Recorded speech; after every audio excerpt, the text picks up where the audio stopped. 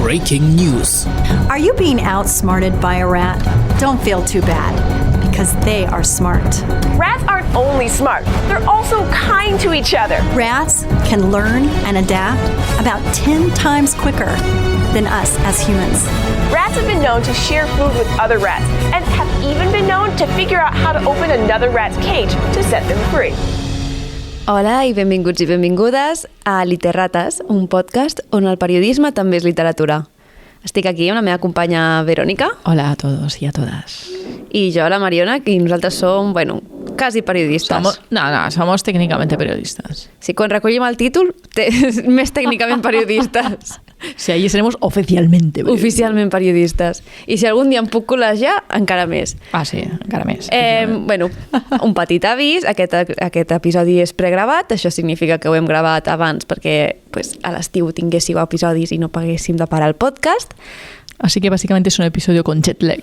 Exacte, va una mica... Com les Canàries, una hora més tard. Va como las Canarias, o como los trenes de Rodalies. Els trens de Rodalies no arriben directament. Vale, perfecto. Aquest sí que arribarà, esperem. Arribarà. I, nosaltres, en lloc d'actualitat, ens agrada parlar una mica d'algun tema, de comentar alguna cosa... ¿De qué quieres hablarme, Mariona? Abre tu corazón conmigo. O no. Doncs, mira, vull comentar en algun dels episodis futurs o passats, ja no ho sé, perquè ja he perdut el concepte del temps. El multiverso es algo extraordinario. Parlo de la immigració. Sí, bueno, esto será actual, lo mires por lo mires. De fet, crec que és un episodi que sortirà en el futur de quan estigueu escoltant això, i parlaré de la immigració. I parlaré d'unes dades concretes, però ara volia oferir unes altres dades, que és... avui no donaré números exactes, però sí que vaig fer una anàlisi amb les dades de l'INE de en quins sectors es fica la població local contra la població immigrant. Ok, sorprèndenos, o no? No és sorprenent, és simplement que, tot i que tenim la percepció de que els immigrants estan traient la feina, no és veritat. De fet, els immigrants estan majoritàriament en les feines menys qualificades, com atenció a les cases, les feines de cuides i les feines de serveis. Sí. Més que la població local. I això passa en diferents sectors. Així que és només aquest petit mite, aquesta petita informació de que si alguna vegada us diuen los inmigrantes nos están quitando el trabajo, sapigueu que no és veritat, estan treballant en sectors diferents de nosaltres i, a més, si en alguna ocasió un immigrant té una feina que tu també podries fer, segurament és perquè o està més qualificat o té més experiència. Recuerda, no te pueden quitar el trabajo si no hay trabajo. Sí, també. Y me parece bien desmentir esto, Sí. Porque ya va demasiado tiempo esta frase que se ha convertido como en una frase hecha.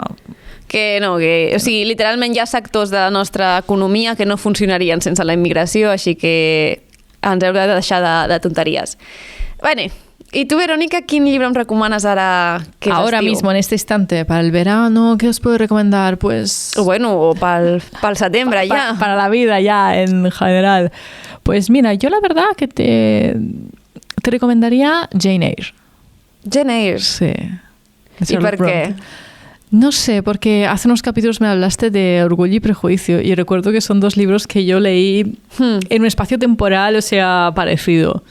Y creo que puede ser un texto infravalorado, Jane Eyre. Y creo que tiene una parte de reivindicación. No creo que sea fácil de leer. Creo, de hecho, que Orgullo y Prejuicio es más ligero.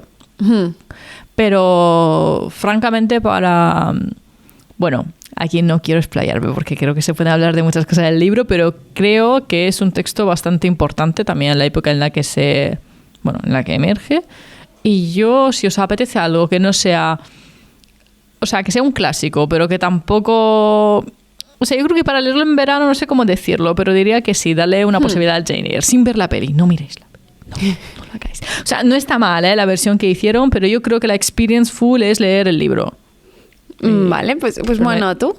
No he dicho nada específico del libro porque no quiero hacer realmente spoiler. Vale. No quiero... ¿Y tú? ¿Qué me recomiendas? Doncs...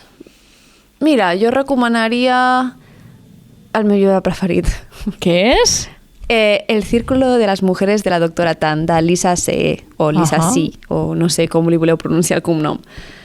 És una història basada en una persona real, tot i que la història no és real, però el personatge ha existit, però la història és fictícia. D'acord, sembla bé. I és d'una doctora de l'antiga Xina, una doctora dona de l'antiga Xina en una època on no hi havia gaires doctores dones, i és molt interessant, a mi m'agrada molt, i en el futur vull portar-lo al podcast. Y aquí estaremos porque así podrás hacer un spoiler, no spoiler más. Sí. No sé si es pot fer spoiler d'aquesta història, perquè al final és la història d'una persona que ja ha existit, ¿no? No, sí, eso es verdad, pero si me has dicho que al final, yo entiendo que es como ficticio, ¿no? Lo que... Sí, és fictici. Sí, fa la seva pròpia història i et diu, en plan, aquests casos són reals, aquests casos no són reals. T'especifica. Sí, o aquest cas sí que està en els llibres d'aquesta persona, però aquest altre el vaig basar en no sé quina documentació que tinc de la capital d'aquella època. O sigui que està barrejat la cosa. Sí. Bueno, acepto el reto, yo traeré un capítulo sobre Jane Eyre, entonces. Vale. Que no es mi libro favorito, que conste, porque no quiero que se malinterprete esto. Aquest estiu, per això, i hi ha gent que potser no li agrada tant llegir un llibre, o potser vol anar a un lloc fresquet i no hi ha lloc més fresquet que un cinema. Oh, sí, és verdad. Sí, I al cinema podeu trobar pel·lícules de superherois com la de Superman que trauran no sé quin mes estiu. Sí, no me'n recordo, la veritat. Que jo, la veritat, m'agrada molt els superherois, però jo tinc zero interès en aquesta pel·li perquè DC m'ha decepcionat tantes vegades. Bueno, sí, yo últimamente estoy un poco decepcionada con la trama superior en general. Sí, però els superherois en si sempre m'han agradat molt, així que avui us porto un llibre i un tema sobre superherois. Enséñalo, por favor, sácalo. Porque yo creo avui parlarem de Wonder Woman i el feminisme com a superpoder, que és un llibre d'Elisa McCausland. Sí. I és molt interessant perquè el personatge de Wonder Woman no ha sigut una mica utilitzat com a insígnia del feminisme, també ha sigut utilitzat com a producte de màrqueting, i és un llibre que et recull a través de l'evolució d'aquest personatge dins del món dels còmics, també com anava avançant a la vegada el feminisme i com l'anaven utilitzant a vegades amb factors feministes, a vegades amb factors no feministes.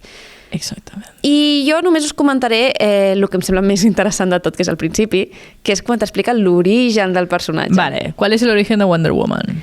Vale, l'origen de Wonder Woman és un senyor, vale? És un senyor. És un senyor. Estem en l'any 1941, era molt difícil que entressin a les redaccions les dones, i més a les de còmic. Així que el que tenim és un psicòleg, de fet, que treballa com a escriptor de guions de còmic ADC i que escriu aquest personatge que es diu Wonder Woman, inspirant-se en les dues dones més pròximes a ell, que són Elizabeth Holloway i Olivia Brine. I aquest home es diu William Moulton Marston. Vale?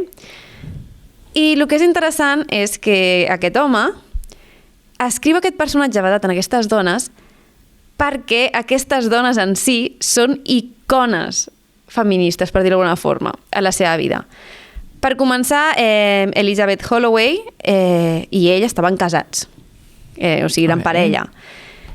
I dins d'aquesta parella van acceptar una tercera persona i van formar una relació poliamorosa amb Olivia Brine. I tots tres van funcionar molt bé com a relació poliamorosa, de fet. Expliquen que era no és una parella, però era una dinàmica molt bona. I d'aquí van anar traient com idees. Per exemple, William Marston va parlar de que, per exemple, els braçalets que porta Wonder Woman. Ok, sí, los tengo fichados. Pues aquests braçalets representaven una submissió amorosa, perquè era un psicòleg que tenia tota una teoria sobre el bondage i el sadomasoquisme. Ok, sí. Wow, esta base de datos no la tenia. Pues tot està relacionat. I llavors explica de que la gràcia d'aquestes pulseres, d'aquestes braçalets, és que són un signe de submissió, però de submissió bondadosa. Significa que la submissió voluntària és sempre cap a un amo que sigui benevolent, que sigui bo. I llavors, acceptar aquest amo, dins d'aquí es troba una llibertat, hi ha tota una filosofia darrere molt interessant que relaciona el sadomasoquisme amb Wonder Woman. I no és negatiu, sinó és el contrari, és el nivell d'empoderar i d'entendre que Wonder Woman està com sotmesa a la justícia i porta els braçalets per recordar-se que està com a sotmesa a la justícia i sempre recordarà la seva illa i tot això. I d'aquí, què passa després? Okay. En principi, la Wonder Woman simbolitza el feminisme amazònic, que és el principi del feminisme abans que es digués feminisme. Sí, d'acord. I al principi és un personatge així rellevant, feminista, no sé què, fins que es mor el senyor Marston. Ok. I llavors és una mica la història de sempre. DC diu, és que els còmics protagonitzats per dones no acaben de funcionar i no sé què, no sé quantos, i hi ha de fet un moment en el llibre que et comenten de que DC va tenir com uns codis que deien que les dones havien d'estar relegades a personatges secundaris als còmics. Ah, pues maravilloso, genial, Fantástico. ¿no? O sea, fantástico. Es exactamente lo que me apetecía oír un día random de verano, ¿sabes? Sí. Però sí que, per sort, hi ha un altre escriptor que ho recupera. I el personatge en si va entrant i sortint d'aquesta... Va passar per moltes fases, vamos a decir. Passa per moltes fases. Passa per una fase molt interessant, que és que després de l'11 de setembre, Wonder Woman mata una persona. Mata a una persona, una figura del còmic, que és un home ric, i tothom se li gira en contra a través de lo que és la comunicació. De acuerdo, mediáticamente fake news y todo eso. Pero fake news del palo que no es verdad que lo ha matado, o fake news que le dan una fama que ya no tiene, o sea que... L'ha matat, però tergiversen la veritat de forma de que aquest supervillano, que era un supervillano, per dir-ho així, quedi com, és un de nosaltres, una persona. Blanquegen el villano. Exacte. I llavors hi ha un moment on també hi ha aquesta línia dels còmics, no? I Wonder Woman s'ha utilitzat per explorar moltes coses. I aquest últim escriptor que comentava, que ara buscaré el seu nom, així que dona'm un segon. Sí, o incluso más segundos, si quieres. Sí. O sea, creo que es... Perquè sóc fatal amb els noms i... I nada.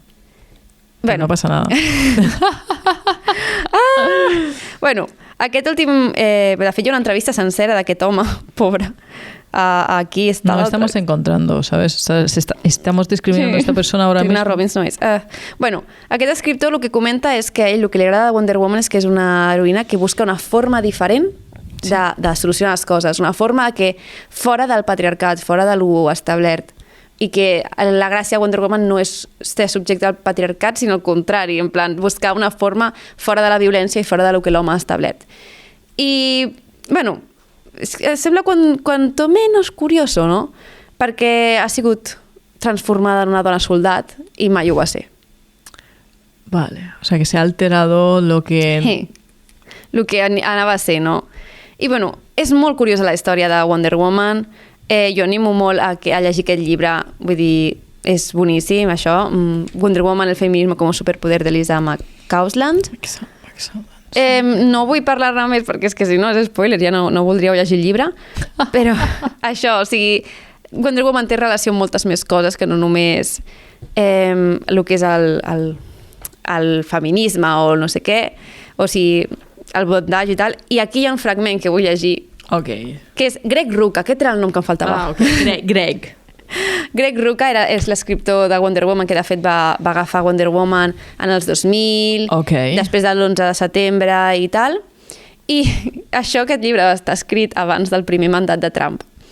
Perquè quan se li pregunta a Greg Rucka, diu, Wonder Woman importa en estos momentos más que nunca porque todo aquello que consideramos decente está siendo atacado a un nivel fundamental. Y Diana siempre ha defendido la diferencia. Sabemos que los tiempos que se avecinan con Donald Trump como presidente van a ser duros, pues la gente que odia no siente vergüenza por ello, considera que puede expresarlo sin más. Hace un tiempo era impensable, pero ahora está normalizado y precisamente por eso Wonder Woman es más necesaria que nunca. Wow. Es del momento previo a Donald Trump. A mí me ha encantado la frase como idea, la gente que odia no siente vergüenza. O sea, la frase es, pum, lapidaria, pero es verdad. ¿sabes? Sí, sí, es como, sí. dime algo que sea cierto. O sea, ¿con qué palabras? Muchas palabras y decidió hablar con las de la verdad. O sea, No, esto. no. I Porque la aquest, frase, aquest pum. escriptor també diu la frase de en la guerra la primera víctima és la veritat, Sí. que també és molt interessant perquè dius, mira tot el que està passant ara, bueno, no sé què estarà passant, Bueno, però estará en el pasando que món. creo que seguiremos con Sí. Israel, ¿sabes? I bueno, aquest és el nostre breu episodi de l'estiu. Pues esperamos que os haya animado Sí. a leer el libro. Sí, i és molt interessant, jo l'animo molt. I a llegir còmics també. A llegir còmic perquè sí, És una forma es de una literatura. forma de literatura. O sea, Exacte. y si alguien en algún momento os ha dicho que no, pues no. Molta gent comença llegint còmics i després progressa a llegir altres coses, però mentre llegeixis és lo important. Sí, leer es... Sí, te da algo. Y ese algo mola, la verdad. I avui ens saltarem el nostre petit joc de paraules, ho sentim molt, perquè anem justes en el nostre temps, però sí que direm una frase del nostre pensador preferit, no, Verónica? El que nos acompaña todos los días y siempre en nuestras mentes, y al que le dedicaremos nuestros discursos más importantes a lo largo de nuestra vida. Vamos, Mariona. ¿Ah, yo? Bueno, ho dic jo. Ah, bueno, sí. Uy, perdón. Lo que nosotros hemos hecho, cosa que no hizo usted, es engañar a la gente. Ben fet. Ben fet. I dit això, ens podeu seguir a les nostres xarxes socials, a Literates Podcast a Instagram, a les nostres privades, que són, les nostres personals, que són Mariona Jerez i V. Ridolfo Avisati. Te quedarás un día, sí. Sí. I, bueno, fins aquí el nostre podcast. Moltes gràcies per escoltar i esperem que us hagi agradat el nostre breu episodi. Felice vacanza a tutti. Ciao. Adéu. Adéu.